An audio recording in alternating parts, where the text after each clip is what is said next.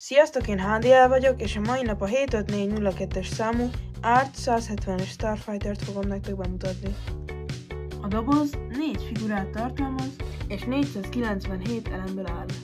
Láthattok egy klónpilótát egy-egyes méretarányban is. Ez pedig a hátulja. Nekem személy szerint nagyon tetszik a hajó és a hajó stílusa, és több hasznos játékfunkció is van beleépítve, amire később kitérek. Itt láthatjátok a figurákat, de sajnos nekem az egyik figurához nem adtak sisakot. Vannak beleépítve lövést szimuláló kilövők, meg akkor így lőni is tud. Az üléseket fedő fedeleket vagy üvegeket fel is lehet nyitni. A gép hátulján van 2 fegyver, amiket lehet mozgatni is.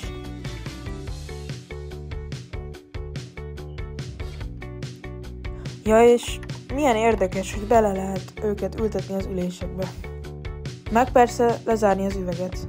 A droidnak a gép felső részén lévő 2 katona között van a helye, és be is lehet őt oda így illeszteni. Meg persze le is lehet zárni az üvegeket. A kedvenc játékrészem benne, hogy ezzel a kis bigyóval lehet ezeket a szárnyakat mozgatni. Szerintem ez a legmenőbb a hajóba. A videó végére értünk, köszönöm, hogy megnéztetek a videót, és ha tetszett, dobjatok nekem egy lájkot és iratkozzatok fel. Sziasztok!